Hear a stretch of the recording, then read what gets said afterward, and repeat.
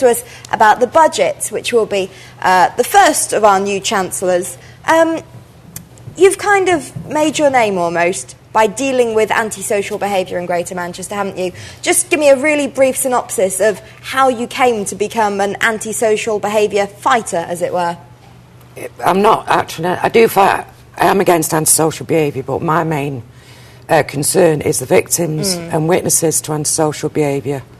That is what I've focused on. But that's because of your experience, It's because of my own experience, because I know what it's like. And I wanted to raise awareness of victims and witnesses to crime and antisocial behaviour. And obviously all these things, like the binge drinking, are all part of antisocial behaviour.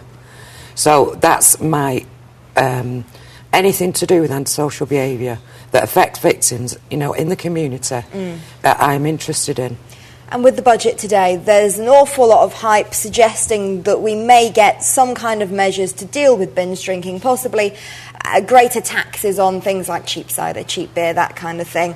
Is that the way forward, do you think? Well, if it is the case that that's going to happen, then I'm very cynical. If the case is being put forward that they're putting VAT on drink to combat binge drinking, it's a no-goer.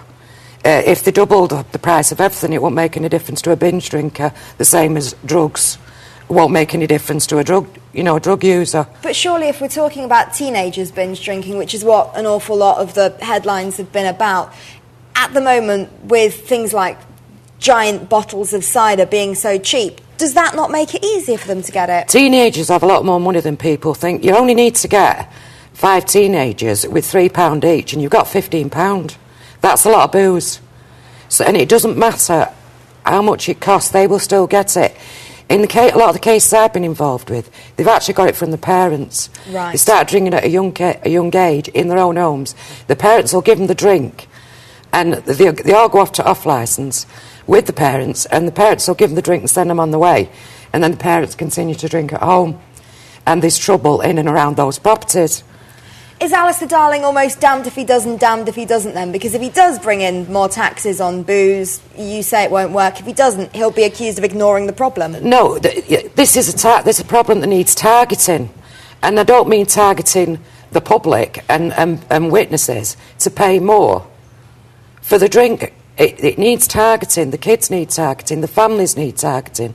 And if he said to me and the public, I'm going to put VAT on spirits and drink, and all that we will plough back into communities to target the problem, I think that's fine.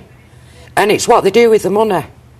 Do you know what I mean? I don't want it just ploughing back into the coffers and nothing done with it. So rather than it being swallowed up by the government, if we do hear later that there's going to be an increase in tax on booze, you want that put back into the community? People don't mind paying if they know where the money's going. You've got a point in contact this morning, that terrible death of the Chief Constable, Mike Todd. When he came here in 2004, he went to the public of Manchester and said, will you pay £1.50 a year more in your council tax and get me more police officers?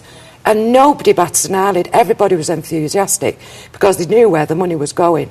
And it's the same thing with this problem. If the money's targeted to deal and target the problem families and the kids, maybe put more police officers, you know, on certain duties for that, nobody will be miffed about it. But if it's just going to get swallowed up, I'm very cynical. Okay. And I don't think they realise the seriousness of the problem. They're actually killing people. You know, people are getting killed. As we saw with the Gary Needle case. As that, residents and other young people. So, you know, it's very serious. Leslie Pullman, thank you very much.